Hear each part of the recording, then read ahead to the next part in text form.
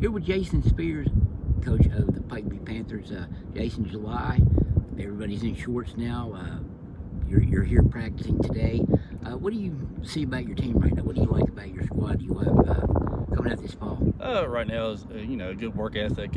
We've been they've hit the weight room ever since the season ended last year. They tend to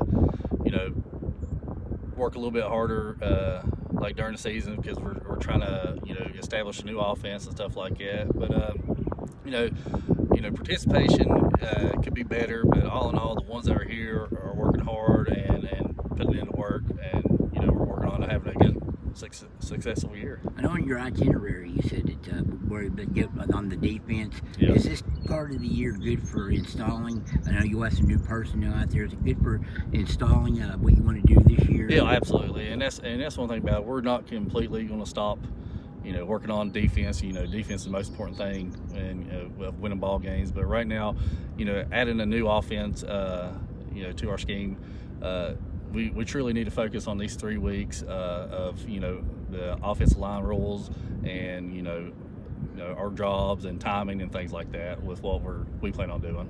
You have a quarterback coming back, Braiden Mullins. Yep. He got a chance last year when Peyton was hurt. Yep. How much do you think that helped him getting in there and getting a taste of varsity football as a freshman? Well, coming in as a freshman, you get the jitters out of the way, and he was a little nervous. Like he had to come in against. Well, if you remember the Summers County game, he was one of our running backs at the time.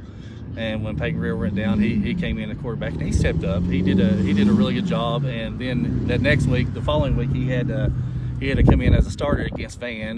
Coming in as a starter as a freshman, it's a little different. And playing against a good Van team, he did very well. He had a few jitters and during that game, but he still did a lot of great things for us. He had a couple games where he threw for over 100 yards. Right? Yeah, absolutely. He threw for 100 yards. And that's one thing about it is like his weapon or his leg is his legs. So we we'll work on still throwing the ball, but his good weapon would be his legs on that. You got some guys that can do that too. I know you've been high on this kid Peyton, I think. Yes. Yeah, he's a guy that you said last year he was going to be a good one for you. You reiterated that to me this summer. This kid's going to be a good one. Yeah. What do you like about Peyton Mounts? Oh, listen, his love for the game and his work ethic is amazing. His downfield awareness as a running back, he does very great of like getting downfield. He's good at getting through those tight places, and he's got some speed on him. He has worked on the speed and agility throughout the summer, and very excited. He's gained a lot of muscle. So he's worked real hard, and hopefully he has that breakout career season this year. And another kid in the backfield for you, Logan Cook, another sophomore. You got 3 sophomores, and I'll get to that in just a second. Yeah. But what about Logan Cook? Hard-nosed runner. He's pretty much that running back with speed, but he's strong and has that fullback mentality. We go for around as a coaching staff. We call him Riggins off of Friday Night Lights because he doesn't mess around. He grabs the ball and he wants to hit somebody, and that's what type of running back you want. It's that power back where when he hits a hole, he's going to be hard to take down. When you say Riggins, to me, I think it's John Riggins. No, the Washington Redskins, yeah. Which is the same thing. Well, pretty much same type of mentality. Now, I mentioned the sophomore. You told me this kind of a sophomore that team. All those guys are sophomores. When you think back to your career at Wyoming East back in those days, a lot of football players, everybody was playing football. What would you have thought about having the opportunity these guys have as sophomores to really come out and even last year they had a chance to showcase what they could do a little bit early in your career like that? Oh, it would have been a great opportunity, but like during my time of my playing time, I was behind a lot of great athletes like Robert Gunner, Michael Hill, Caleb Cooper, Davey Harris. Those are the type of players that we learn from. Right. We learn from, and that helped us out a lot. And But do you miss that? I guess. Oh yeah, I do. Guys? I do. I miss that. I wish I had their opportunity as a freshman and sophomore to be able to play more varsity, and they take advantage of that opportunity.